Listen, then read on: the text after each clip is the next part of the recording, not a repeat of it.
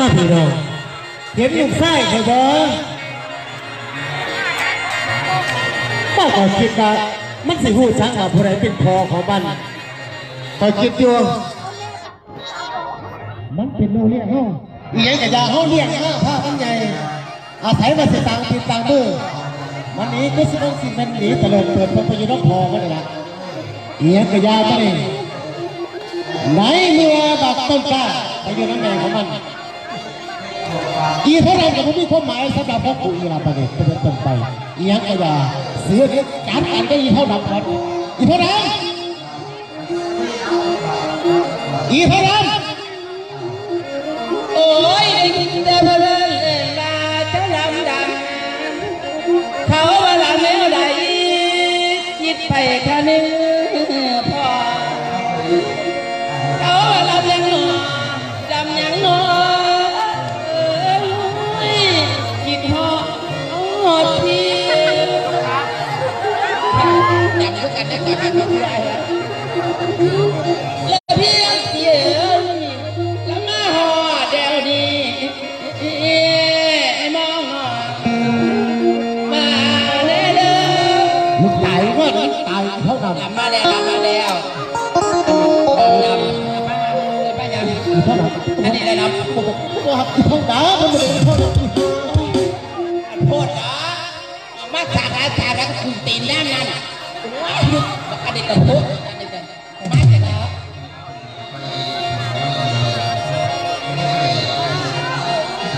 โอ้ดีสนีซอสีเบรกสีไปโทษสีอีเท่าดำที่สวยกูเป็นเพื่อนมึงโอ้ย55มึงผู้ชายหายังต้องหาตาแตกเสื้อเสื้องามเลยที่เป็นแม่ไม่ทำหลับตลอดไปอาสมัครแจกโคโลไปเลยคน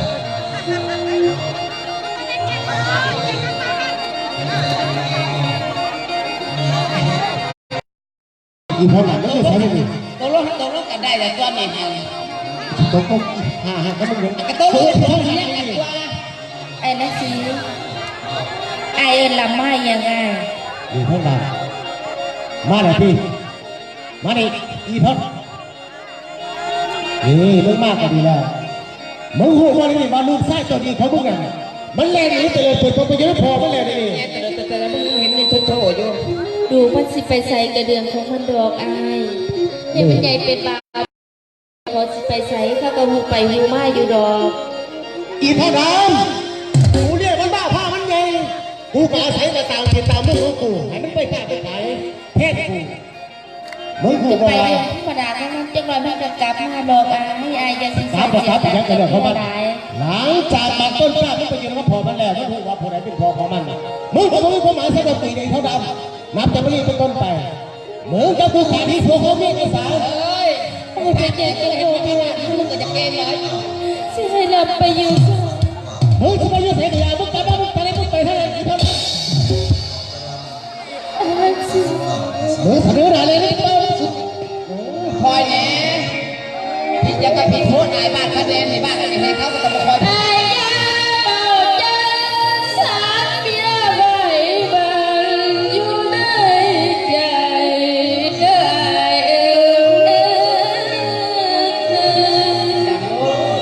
สีไว้สีมันเงี้ยไปเรียกเขาไม่ดีเท่านั้นสเปรย์มัน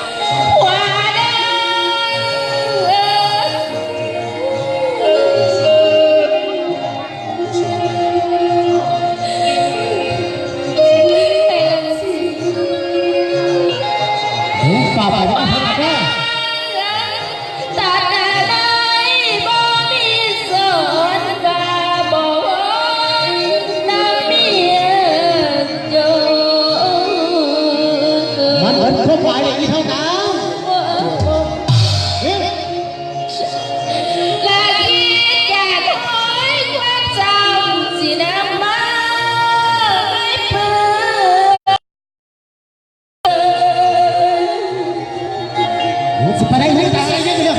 มึงมากันไหนมึงตามไปเท่าไหร่สวยโอ้ยจะเอาบอลนี่เอาบอลเอาผ้าตายนะก็ถือว่ากูเอามึงมาหาสิบอลเนี่ย ผัวเล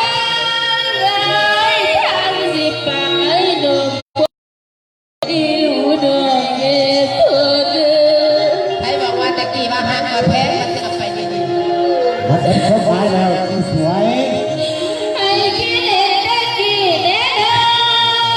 พี่กับใจใจเลย แน่นอนหัวเขาก็ดี กู นะ เข้าคิดแล้วอีเท่านั้น โอ้ยหัวมันตั้งทีมันตั้งทีมันตั้งทีจะให้หัวมันก็ให้คอยเนี่ย กาลสานวนลางว่าบ่มันเด่นเลยเด้อ เอา5 ปีก็บ่ได้อยู่คนนั้นทักเป็นเพลงเอามาเอาแค่ใจหัวมัน ได้ใจได้ทั้งหน่อย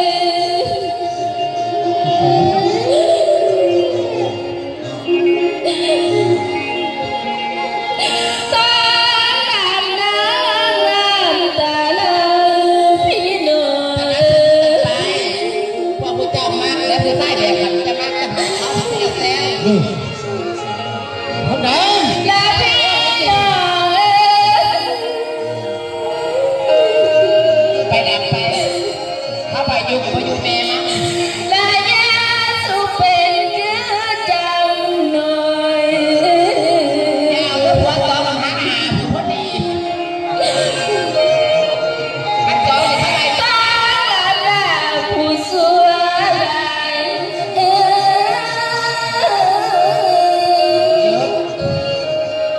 โอ้โอ้เด้อพี่เด้อพี่ อันเสียอันว่าหันมาบอกรักก็มาบอกเอาเสียให้ป้าให้กลับบ้านบ่ มึงถามน้องของมึงเสนอหนามาคุยอย่างกับโยมก็บอกเขาได้ดีเยี่ยจุดไปเขาเลิกเลยเดี๋ยวมันเองมันจะปู่ โอ้ยโทษนะที่ยาถึงตาคุณมุนขึ้นสองไปกว่าบ่ได้นะตัวไปทางอะไรดำขันไปห้ามไปเพราะว่ายืนรัดท่าเด็ดต้นโถมันยังอยู่อีกจักเถื่อ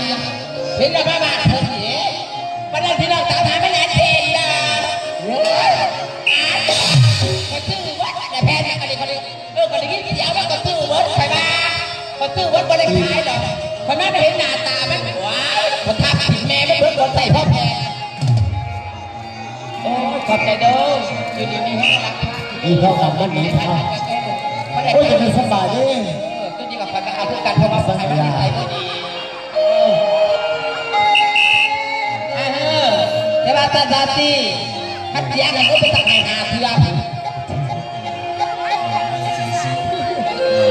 โอ้ยจะแกรถถอนที่เปิดไฟแน่โอ้ยดีอันนี้กันด้วยกันเด้อ พวกกูปวดขาสวย คนถ้าไล่ไหนได้ นี่ ที่ สวย มันเมื่อหาแม่มึงบอกแม่มึง ป ตา วย ดขา แก่ก็แห้งแล้วมึงเกิดรังแต่แล้วมึงบอกอายครับจี สวยเฮ้ยมันเป็นคนใส่กูบ้าง โอ้เป็นคนใส่มึง กูปวดขาปวด ตัวโรคที่เอาเป็นเบี้ยไม่เป็นคนใส่ ตาอยู่ในอีเท่ากับนี้เนี่ยภูมิใจกูไว้บ้าง โอ้ยมึงว่าจบไปยังฟาดกันเลยอันเป็นถามแบบที่เอาเป็นคนใส่ด้วยที่เอาเป็นเมียอันหูแตกน้ำไม่ได้คนหลอก นี่สวย นะ มึงเด็กมันเป็น โอ้ยเพราะว่ากูจะมีแผลไม่แล้วไปพาคุณเลือดแก่แค่แห้งหรอกมึงเจ็บบ่ได้เจ็บแผลเจ็บคุณขาโอ้ย มึงมักจะโดนมันเป็นใครกูแตกหรือวะเนี่ย แต่ก็ยังแม่ไม่ร้องเลยเว้ยแอลกูฮักเธอพอดีก็ว่าขาผมไปด้วยกันพี่น้องว่ากันเรื่องไม่ให้สักเทโทษเถอะนั่น เจอเขามาแล้ว นั่นกูจะเอาขากูหักสายกูโลดกูจะบอกว่าหนาเนี้ยการขึ้นมึงไอ้กาโตมึงมันมึงไม่ได้กูขาเก๋มึงโลดมึงอะไรกับมึงมึงกับกูพี่น้องกูแค่นี้ มึงขอบขอบ เศร้าจอยกูอยากมึงยังไง มึงเอาของกับกูมึงเฝ้าหุบของหนีจากบ้านจากเพื่อนไว้มึง โอ้ยมึงก็ยุ่งกับที่ จะตีพา โอ้กูได้ บ่กูไม่เห็นไม่หรอกยังมันเด็กที่ว่ากันกันดีมาที อาทีนี้พี่มึงจะเพียงแค่กูเดียวมึงนี่เว้ย มึงนี่เอาฟังเอากันกันกันได้จ้า อาว่า พาบ่แกหลอนเข้ามาทั้งกันรถคันเดียวกัน ว่าเลยล่ะ อันนี้ล่ะคนจ่าข้ากระจ่าว่าเป็นจุดโทษผมเป็นจ่ากับต้นอยู่อย่างเดียวอัตโต้ย พ่อรอบเรื่องก็ได้ อัตโต้ยอย่างเช่นพอ บ่นี่กูยังคิดหลายอยู่ กิน ผมว่ากูมีคนใส่กูจะเอาคนใส่มาอยู่เพื่อนกู2 คนเสียตัวนี้เลยกลัวกูสิว่านี่ตัวอะไรแกะกู โอ้ยเดี๋ยวเห็นกันอันนี้เสือแบบตัวทิพย์แบบขายเรือตลาดกันขนาดนี้เบียดเลิกกูบอกเลยหาไม่เป็นยังไงกูอยาก กูจะเอาให้คนใส่กูใช่กูสิถอดแบบนี้หรือกูถอดแบบ กับภาควันตัวบนนุ่มไปที่ไหนก็แก้ผิดว่าดีพักคอบ้าง สิถอดบ้า เฮ้ยอันเบียร์นี่แบบว่าขายดีลูกขายดีตัวถิบไปก็หักพังทำในแกอะไรเด้อมึงบอกแต่มึงจะไปคนใส่มึงจะเผาแม่มึงจะไปได้ทำงาน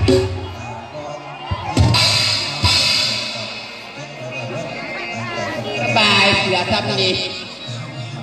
ต้องรักฐานในภาษาตัวสีเบียร์ คน ยังไง ใส่กูสิบางคนนี่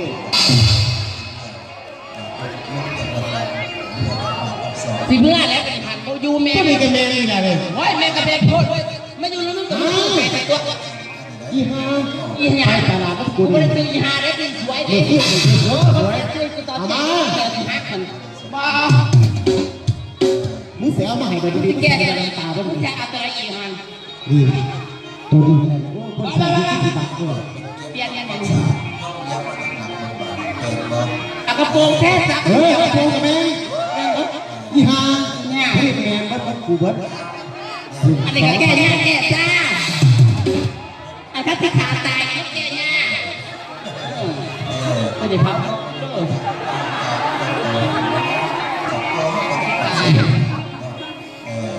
อยู่บ้านไหนบ้านไหนโอ้บ้านไหนจะทำยังไง ตัวดีกับแม่นี่ อันไหนแม่นี่ล่ะ ตัวนี้เลยให้นักข่าวแพ้นี่กูจื้อได้ เพลงนี้ที่เขาหอยอยู่บ้านมันเขาจะไปกับใครเต็มเต็ม แม่เขากูฝากแก้วมากูใส่คนใส่เรื่องให้สร้างกูใส่นี่ เดี๋ยวกูจะอึดใจหลายใจมันประทานมีพวกจะทำไรโอ้ยไม่ต้องพูดหรอกเอาตัวเดียวเนาะเดี๋ยวป้าคุณมึงมาบาดเจ็บ เอาพัฒนา อันนี้ก็ขายลงเบิดโอ้ยขายหนาขายตากูบอกให้กูดูตัวเดียวโดนกันแน่เลยที่มากระไดกูก็จะที่ตัด อีสวย เสื้อหนาแม่ไม่ไหลเสียไป เวียนมัดตัวนี้เห็นทางเข้าหาเครื่องกูนี่ หน้าขวาโอ้ยรักเบื้องหลังคือตะวันอะไรขุดนำซะแล้ว มึงสาวจะได้กับกู บ่อาจจะไหนหรอกถามว่า มึงอย่าโต๊ะกี้พี่มึง อีบ้วยด้วย กูว่าเฮ้ยไม่สูงกูว่า โอ้บ่ดีมีอะไรได้ด้วยใช่ถ้าลูกกับแซ่ๆอยู่อย่างพ่อพ่อพ่อเบิ้งพี่น้องจะไปหาดิ โอ้ น่าจะเห็น สาวนี้มึงโอ้โหเอามา เอาไปแจกโคตรแมน เอาดิ